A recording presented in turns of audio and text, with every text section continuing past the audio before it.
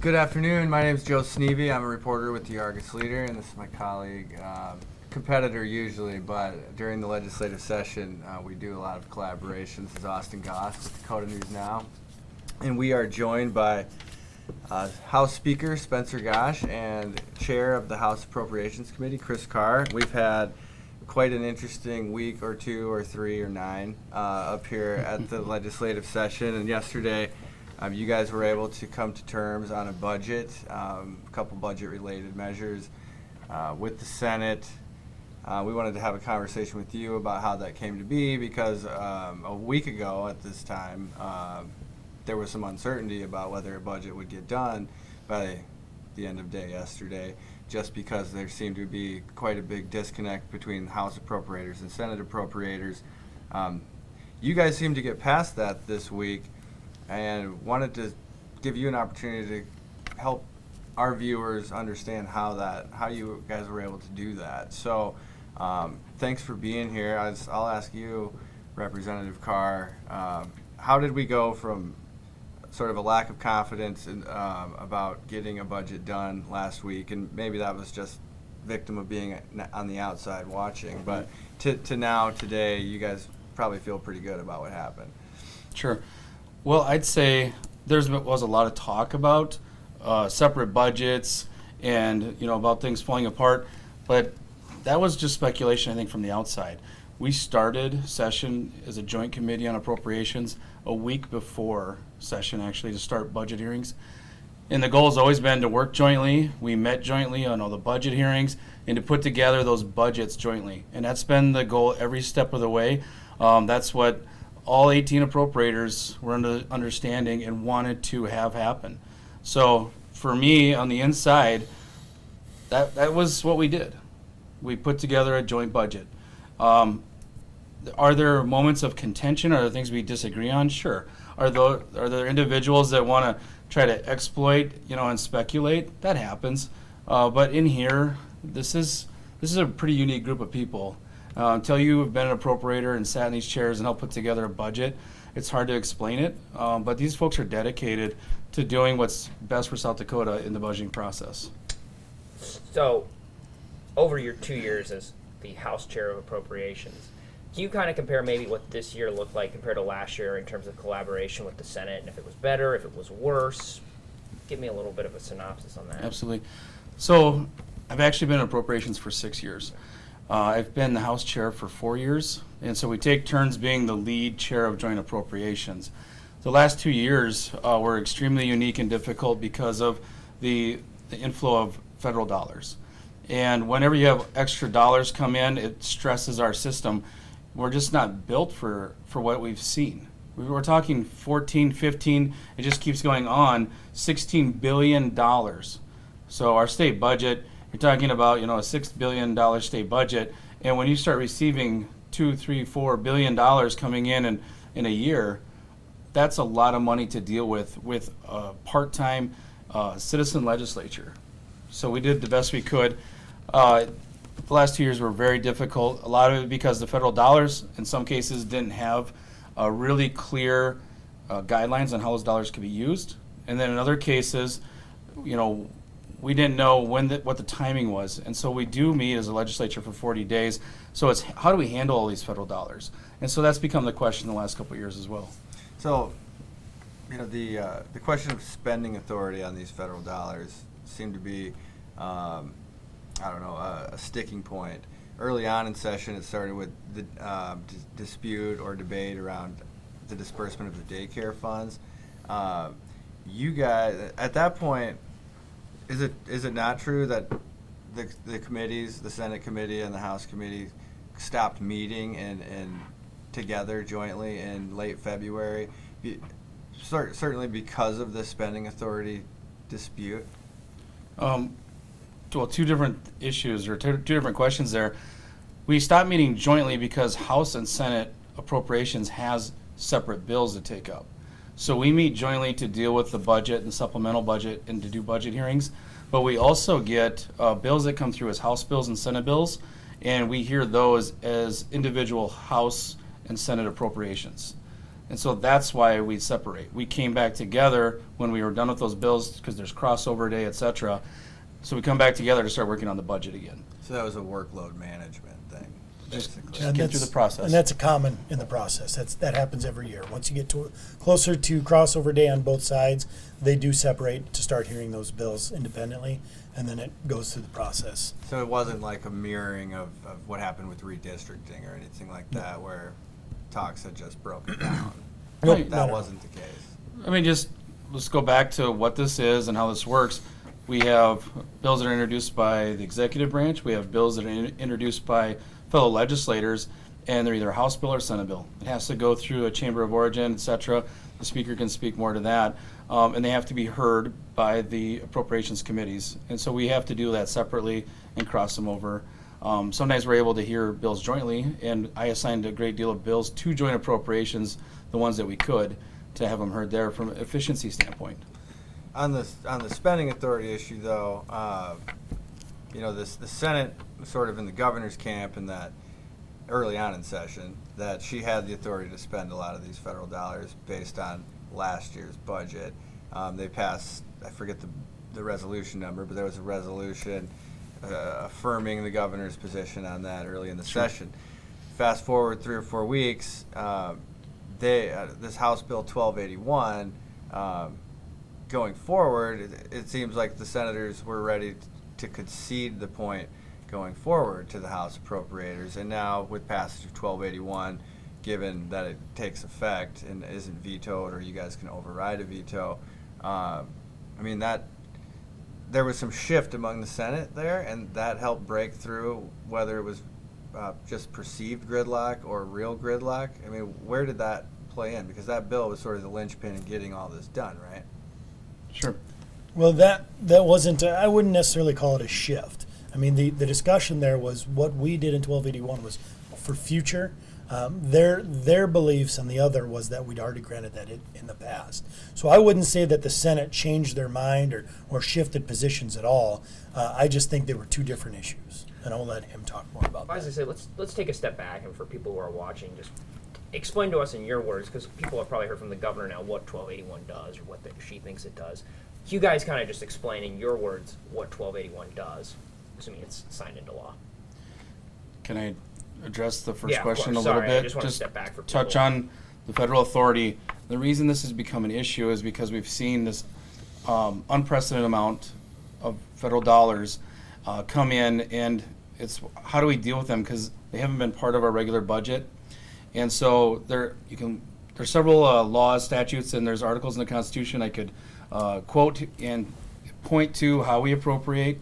And so when we look at that and you interpret those, we want to make sure that we're following what's in the Constitution and the law. I believe we take an oath to do that. And so, as appropriators, we take very seriously how we appropriate dollars and also the checks and balances in state government. So no issue with the executive branch using those federal dollars, but it has to go through a process. And they have to be appropriated, and we have to appropriate them for specific purposes. So that's the belief. How do we get there? How do we come to agreement on the process in which that happens is what we've seen play out this session. And then eventually came to House Bill 1281. And again, can you just kind of like, in your words, you were obviously instrumental in crafting that bill, explain what it does and how it will work moving forward with federal funds. Right. I think you got to remember we're a citizen legislature, and even though joint appropriations typically meets in the interim 9 to 10 times, we still are a citizen legislature. We all have families and jobs and things we need to do. So we want to make sure that we aren't slowing down state government and the services that are provided to the people out there. So we asked, what's the best way to deal with this? We heard from the second floor that the executive branch that these dollars are what we expect to have come in these areas of state government and different departments. And here's the dollar amount we expect. So we said, great. And so with that understanding of these dollars are coming in, this is what they can be used for, we said we will grant that authority in the budget for you. If dollars come in, though, that are for a new program that we haven't talked about, then we're going to meet in the summer, in the interim, with joint appropriations and go through that. So if it's the dollars come in that they expect, that we appropriated, it's for a current program, then they can go ahead and expend those dollars, and there's no issues. Do you think, again, assuming it's signed into law, and obviously it passed both chambers by a veto-proof majority yesterday, 1281 did, do you think this increases the workload for the Joint Committee on Appropriations going into the summer especially? Well, do you know what date? I guess we are set to receive the infrastructure dollars. I guess that's the question. And I don't think we know that yet. I think it'll be later this year. So the dollars we're talking about are coming from these infrastructure dollars. If those come in the interim, which I think could be later this year, then, and they are for the areas that the executive branch believes they can be used, then they can expend them. And there's no involvement with the joint appropriations. It puts no additional workload on the legislature or joint appropriations. Again, if those dollars come in, which I think will be later this year, and there's something new, then we will get together. But at this point, we are meeting 9 to 10 times in the interim, so outside of session. I believe in one of those meetings, we can schedule time to talk about, here's these dollars, or this pool of dollars, 60 million, or whatever it could be used for, have that discussion and provide authority. And let me take this to a higher level, all right, on 1281. You know, what Chairman Karr has said is that we've got a constitutional obligation, a system of checks and balances in our government, in our republic, right? So when you talk about workload, does this increase more workload? That happened when the federal government passed a bill. Sure. So that automatically happened. It's just now, how do we handle this? Do you think that one branch of government should be able to just unilaterally spend the money with no oversight? Or do you think we should try to obtain a little bit of that checks and balances in which our House Appropriations can oversee what's going on to make sure that it's being done correctly? I don't think there's anything wrong with saying we've got more eyes and more hands involved. And that's what 1281 does. It says, if you've already got the program that you're doing, go ahead. But you can't just start new programs without the legislature being involved. That's why we have a legislature. The governor's office is has saying it. They interpret the bill differently, though. They're saying that you guys are going to be back here approving federal grants and pass-through dollars on a daily or weekly basis. Is that just outright false, or where's the disconnect here? Well, who's right, who's wrong? When I hear comments like that, it makes me wonder if they've read the bill that we've got out there, because the language specifically says it's for these dollars. And those dollars came from the executive branch in specific areas that the executive branch requested. And as long as it's an existing program, they can spend them. If it's a new program, then we do stop and we go, we're going to meet interim and we're going to have a meeting. And I think the people of South Dakota would want that. Before we accept new dollars and start new programs, shouldn't there be a legislative process? Shouldn't there be transparency and a chance for a public hearing to hear from people to go, yeah, here's the best use of those dollars and here's how this program should be implemented. The governor's office tried to make an issue out of a meeting that was held here in this room earlier this week, in which the Attorney General was in here behind closed doors. I think we've spoken about this offline a couple times, and can you tell us what was happening in that meeting, why it was happening, why it was behind closed doors, and the governor's concerned that it was unprecedented. I mean, address what the governor's said on that topic. Sure. I'm going to give you just a little bit of a timeline and how our process works, so it's going to be a longer response. But the short answer here is the accusations that are being made are absolutely not true. All budgets that were set this year were in public hearings in this room. You could come in, you could sit, you can still go back and listen to them. The items that are budgeted are all on motion sheets. Those are posted for individuals to see in the public. That whole budgeting process was all public. Now, let me just bear with me for a second. I'm going to walk you through the timeline of how this happens. So an agency puts in their budget request, and that's last year, September, October. They say, here's what we would like. That gets provided to the executive branch. Okay? In December, the governor makes a recommendation in her budget address. When we come into session, the Joint Appropriations Committee looks at the agency's request as well as the recommended budget from the governor. From there, we have budget hearings, and we hear out and we ask the questions, we vet these ideas, we try to prioritize dollars. Now, during that process, we have lots of one-on-one meetings with different departments, with different stakeholders. Sometimes it's a subset of appropriations, sometimes it's the whole appropriations. And we do that for different reasons. We do it, one, to get clarification on an issue. We do it to be part of a problem-solving task force. And sometimes we do it because there's sensitive information involved. We were scheduled to have another meeting with the Attorney General's office 2 weeks ago. We had to cancel it because we had other conflicts with the joint appropriations that we were taking care of. So we were able to get a meeting in this last week. The day before, we had a one-on-one meeting dealing with Medicaid dollars, and we had all the stakeholders here from long-term care, community support providers. It's very common for us to have those types of conversations. We discuss information, but we had no time ever negotiate budgets or agree to any type of budgeting items. It's about getting information. And I'll specifically address the Attorney General's requests. He had a great deal of requests.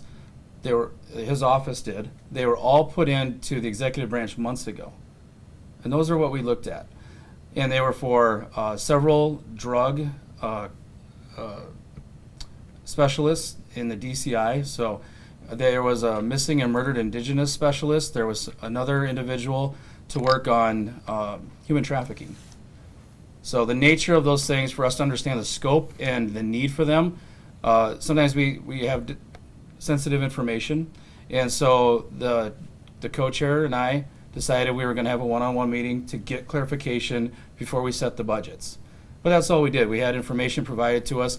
And when we set the budget for the Attorney General's office, it was in a different meeting, in a public hearing in this room. It was open to everybody. And we went through precisely the items that were budgeted. So any other interpretation of how that happened, or the fact that, there's somebody saying, or there's folks saying we don't know where the dollars got budgeted, that's absolutely inaccurate, because that motion sheet is out there. It's part of the budget. It's part of the record. The governor characterized what that meeting as and what the appropriators were doing with that closed door meeting as corrupt. When you hear the second floor accuse you guys of being corrupt, I mean, what's that? This is your appropriation. Yeah, and you picked it. let me throw this back. How many times was I called into the governor's office in a closed door meeting as a member of leadership? How many times were other members of the legislature actually called in with a closed door meeting that I don't even know what was going on in there? How many closed door meetings does the executive branch have constantly going on? Okay, so if we want to talk about things that are not being exactly super transparent, why don't we start with those? Inappropriate conversations, might I add. Conversations that more or less end up in nothing but belittling. Okay, so when you want to start talking about, let's take a look at what this legislature is made up of. It is made up of 105 individuals of the state of South Dakota, citizens of the state of South Dakota. They don't make money. They do it because they know they think what they're doing is right. They come down here. They leave their families. They leave their jobs. These are your neighbors. These are your dentists. These are your tax accountants. That's who comes down here to do this. And then they go home and they live with the laws that they've created. They don't do it for the fame. They don't do it for the glory. And they sure don't do it for the money. So what we have is an executive branch calling citizens of South Dakota corrupt. When they come down here, the most transparent methodology that we can put together in terms of government. And that's what's happening. We have an executive branch calling South Dakota citizens that care about this state and sacrifice a ton corrupt. So I'm sorry, but that just doesn't exist. And the idea that she picked one individual, I mean, it's not random that she picked the Attorney General.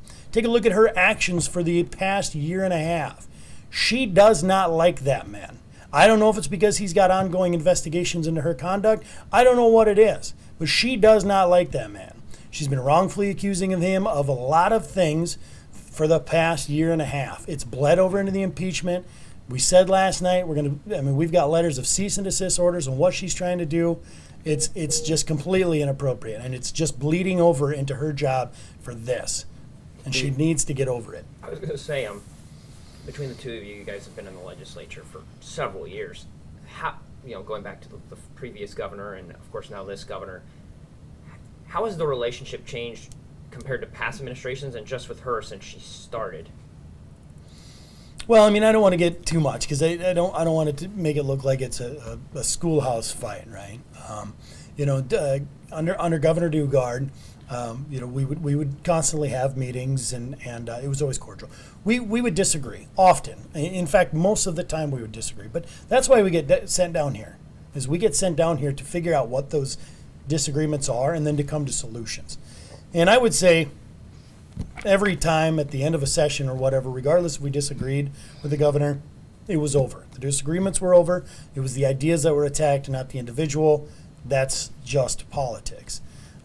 Things do seem to be changing a little bit here as of late. You were referring to the governor's, I guess, some level of involvement in the impeachment, or at least trying to, according to them, get the facts out around the Ravnsborg crash and what's come of that. You mentioned that you guys have issued a cease and desist order, or will be Working on it. Yep. to try to compel them to stop making public statements around this. Why is that important? I mean, because from the outside, it does appear as if you've spent a lot of time combating second floor on this, and maybe not so much time, at least in public, vetting the Attorney General. Is that a fair assessment? And why is why is that important? Why does that have any bearing on what you guys are doing? Yeah, so let's go back to what we're talking about. If you look at the impeachment articles, the resolution that was passed, 7001, it talks about investigating the events surrounding the death of Mr. Beaver, right? So let's take a look at what she's releasing. She's releasing text messages that do not pertain necessarily to this. She's talking about text messages that happened years ago or months ago. So you mean prior to the crash.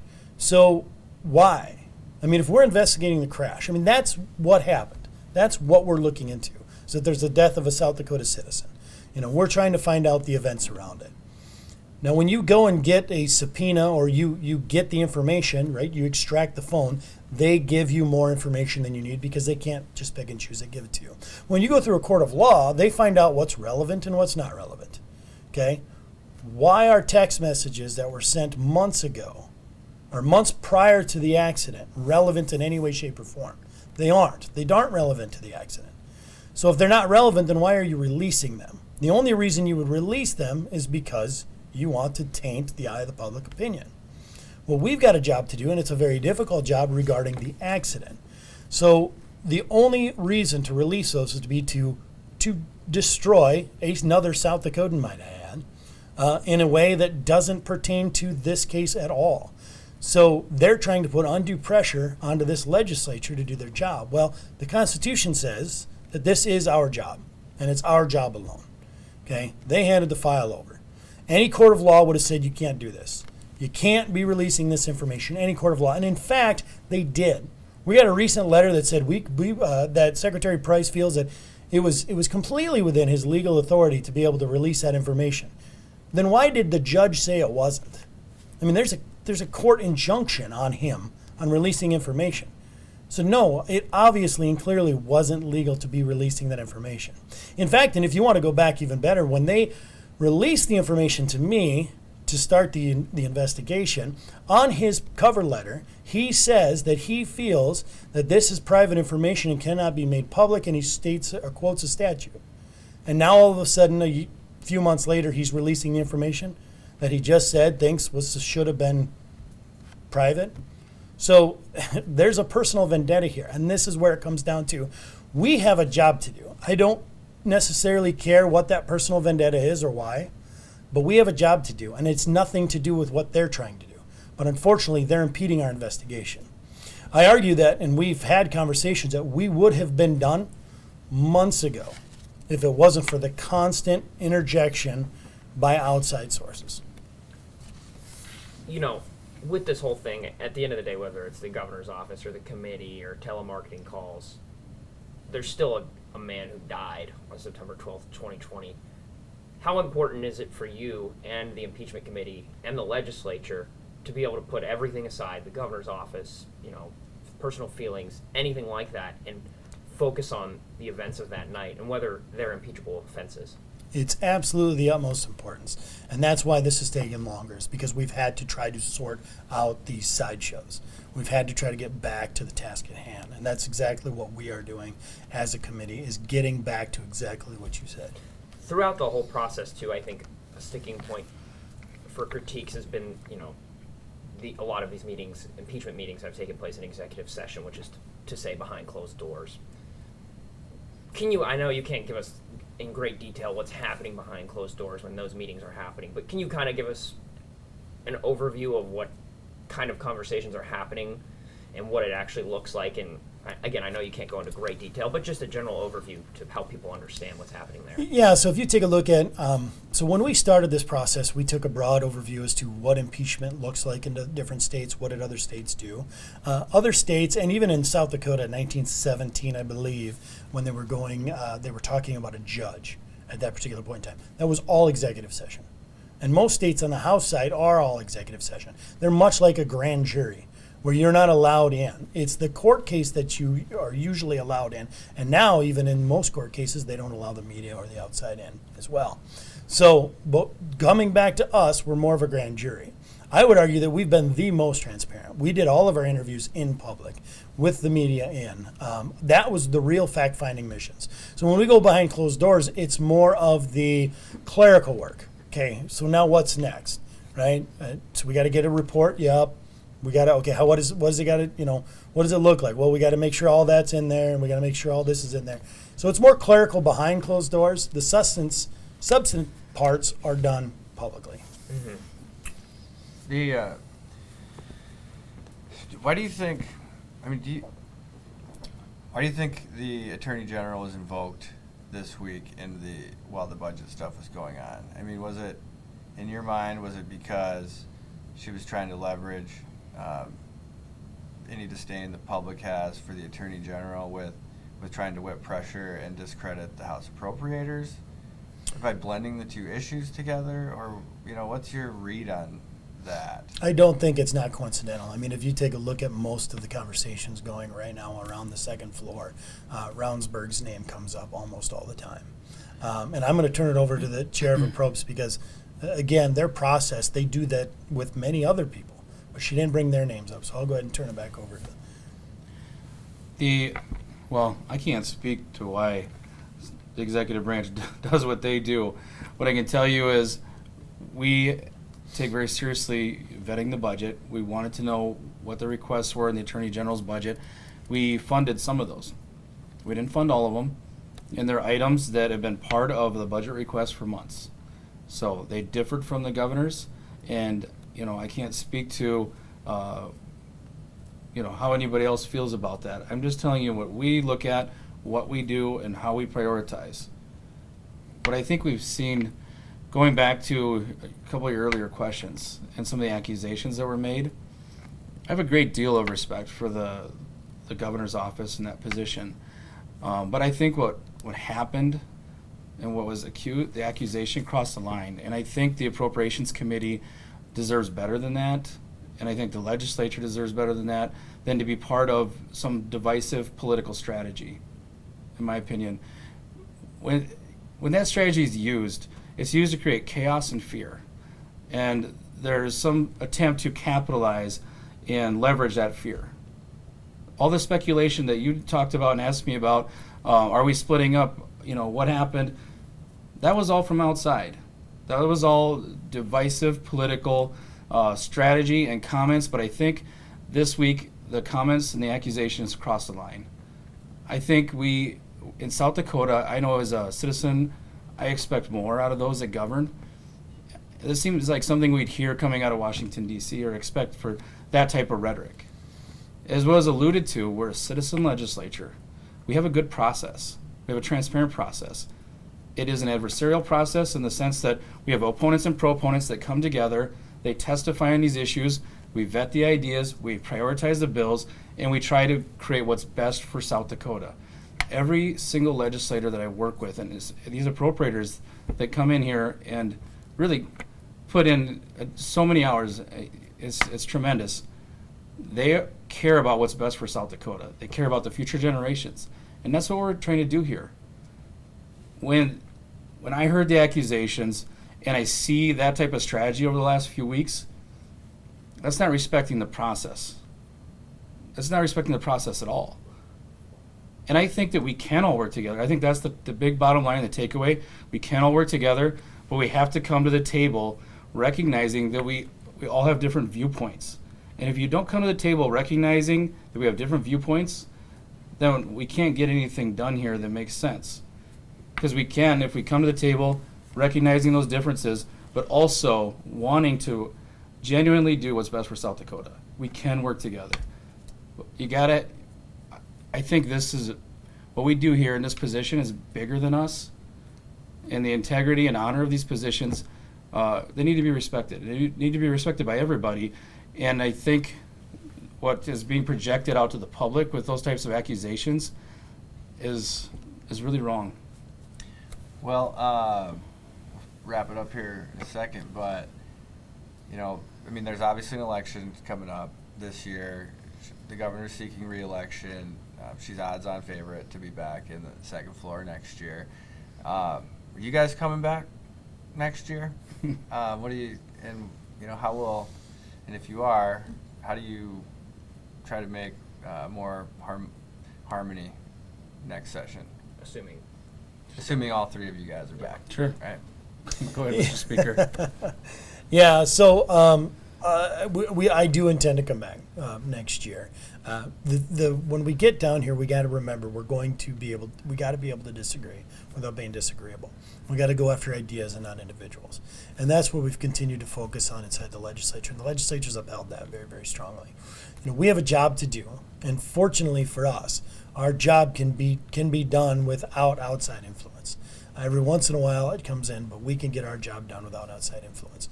You know, there's a lot of speculation as to the re-election and so on and so forth, you know, and the harmony. You take a look at that were endorsements that have been made within the legislature to the executive branch. You know, right now we've got individuals that are questioning pulling those back because they were attacked individually and they were attacked personally. They weren't attacked by their ideas. They were attacked personally. And that doesn't belong in here, and it doesn't deserve to be here. I've had constant contact with other legislators that are saying that if they don't request to get their name withdrawn, they will definitely be regretting it. So that being said, we've got to get over it. I don't know if that's a hug or what it is, but eventually we got to get over it because South Dakota deserves better out of their elected officials, and we will. We'll continue to move forward. I'm going to go home and live with the laws that we just passed for 9 months. I'm just going to be that farmer and rancher from South Glenham for the next 9 months. That's going to be me. So by the time we come back, hopefully things have been mended and we can work together. To be clear, too, are you thinking about running for that? Are you planning to come back to the House, or would that mean the Senate possibly? That's a great question. Those decisions haven't been made at this time. Yeah. You coming back?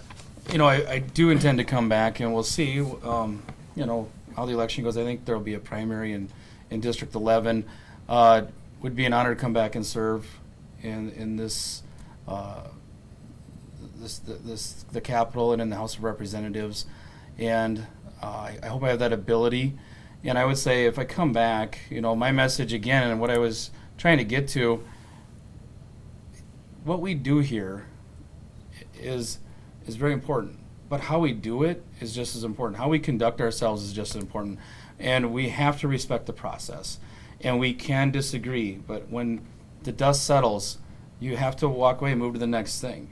I don't make it personal. I look at these as appropriators. We look at these ideas.